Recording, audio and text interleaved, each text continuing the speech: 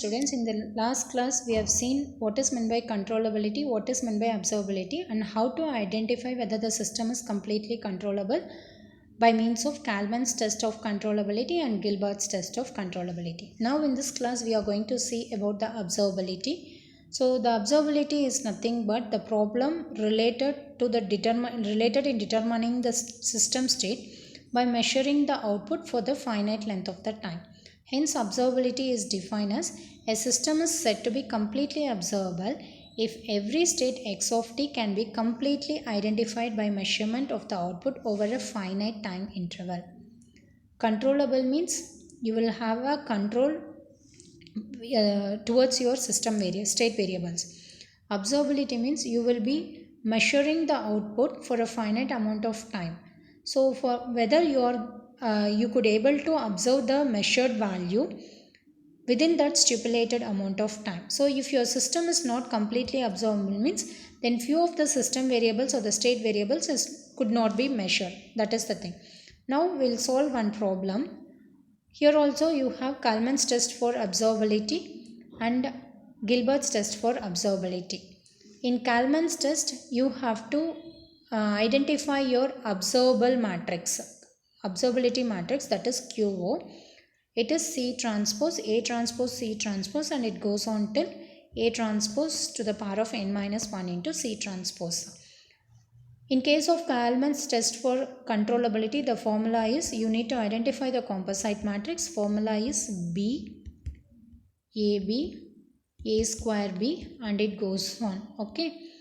Kalman's test of observability means C transpose. So from this only it is very clear that with the application of some input, if you could able to measure your output within a finite amount of time, then you can say the system is observable. If you are not able to identify the system variable that is at its output within that measurement of time, some of the variable is going to get it miss. So we can say the system is not completely observable. Here also we are using Kalman's test for observability, and the formula to identify your Kalman's test for observability is QO is equal to C transpose, A transpose, C transpose. I'll write it very clearly. The formula to identify your observability matrix is QO. Formula is C transpose, A transpose, C transpose, A transpose square into C transpose. Like that it goes on till the number of state variables. You all know what is meant by transpose. For example, in a problem, if your C matrix is given like this 1 0 1, okay, if you want to identify your C transpose, then it will be written as 1 0 1. That is, whatever it is written in column wise, it will be written as a row wise. Now x of t is equal to, I'll show along with one problem. Take down this problem. Evaluate the observability of the system as shown for this state equation and output equation. What is your state equation? X dot of t is equal to Ax of t plus Bu of t. Y of t is equal to Cx of t plus du of t. So you know A matrix is 1, 1, minus 2, minus 1. What is the B matrix given? B matrix given in the problem is 0, 1. What is the C matrix given? It is 1, 0. What is the formula to obtain? It is your Kalman's test for controllability. Under Kalman's test for observability, the formula is you need to identify your observability matrix QO. Formula is C transpose, A transpose, C transpose. Why I have stopped with two terms means it is your first term and it is going to be your second term. Why I stopped with two terms means here the order of your state variable, the number of state variable in one problem is 2. So only 2 it is referred. Okay. Now I want to identify C transpose. C transpose, C matrix is this one. C transpose if you identify you will get 1, 0. Next one, if I want to identify A transpose, whatever you have it in the row that you need to write it in the column wise. So I will be getting 1 1 minus 2 minus 1. So it is your A transpose matrix and it is your C transpose matrix. When you do so, in C transpose matrix, you have to write it as 1 0. In A transpose, you need to multiply A with C. Okay, when you multiply A with C, you will get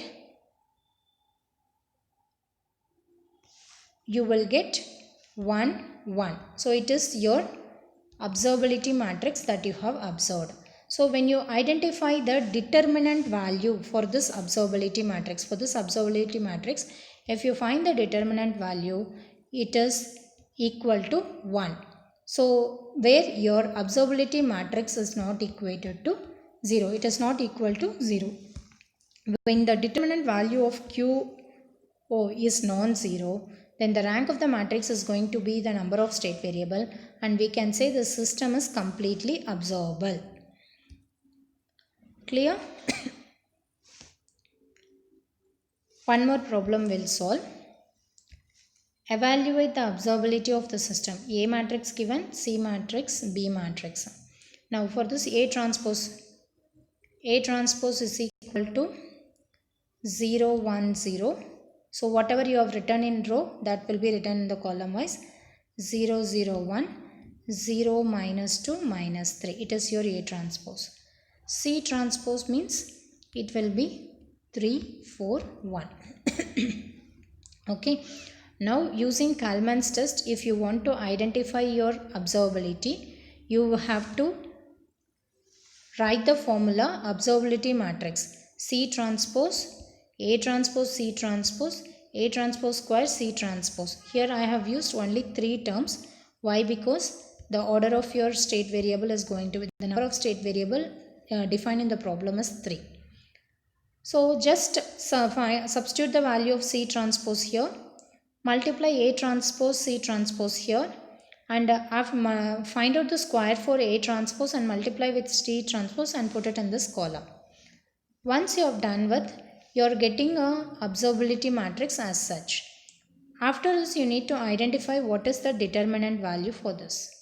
So when you identify the determinant value, you are getting 0. So when you get 0 for after identifying the determinant matrix, then the rank of the matrix is not equal to the number of state variable, and you can say the system is not completely observable.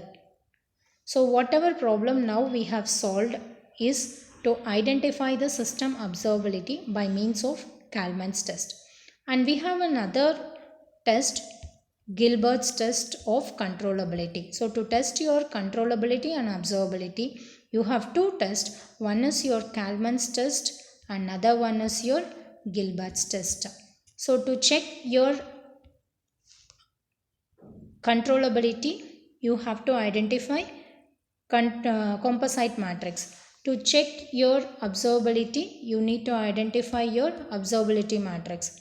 In both the thing, the formula to identify your controllability matrix is B, A, B, and it goes on. The formula to identify your observability matrix is C transpose, A transpose, C transpose, and it goes on. Okay, this is how you need to identify your controllability matrix and observability matrix. Now we need to go for another test, that is Gilbert's test. So under Gilbert's test, we have solved some problems to identify the controllability. Now we will be solving one more problem to identify your observability. Consider this particular problem. Evaluate the observability of the system by using Gilbert's test. A matrix given, B matrix given, C matrix given. The formula to identify the controllability under Gilbert's test. So in Gilbert's test, if I wanted to test my system controllability, the formula to be used is it is M inverse B. None of the element in M inverse B should be 0. Likewise, to test the Gilbert's test of observability, you need to find out CM. So you have to identify the new term called C. After identifying this, none of the element in the matrix is 0. For example, when you observe for this particular problem, this is the problem. So A matrix, B matrix, C matrix is given. You have to identify what is the new value of C. The new value of C is nothing but your diagonalizing, where it is M into C. M is nothing but your model matrix. As the order of your, it should be same as that of your order of the matrix n cross n. So here it will be 3 cross 3. Therefore you will get 3 eigenvalues, that is lambda 1, lambda 2, lambda 3. First you have to identify your characteristics equation lambda I minus a. From this you need to identify what is your eigenvalue. By keeping this eigenvalue, you frame your model matrix. Either like this also you can frame the model matrix. Otherwise you can, it is the fastest way of framing your model matrix. That is, first row will be 1 1 1, second row will be lambda 1, lambda 2, lambda 3, third row will be lambda 1 square, lambda 2 square, lambda 3 square, like this it goes on. Okay, once you have identified the model matrix, then multiply it with the C matrix and check whether any of the element in the identified CM matrix is 0. So if any one of the element in the C matrix is 0, then we can say the system is not completely observable. This is how you need to identify your system controllability and observability. And with this your module 2 is over. And for further doubt clarification, you people can ask me the doubts through Google Classroom. Try to solve some more problems and make clear with practice. Thank you, students.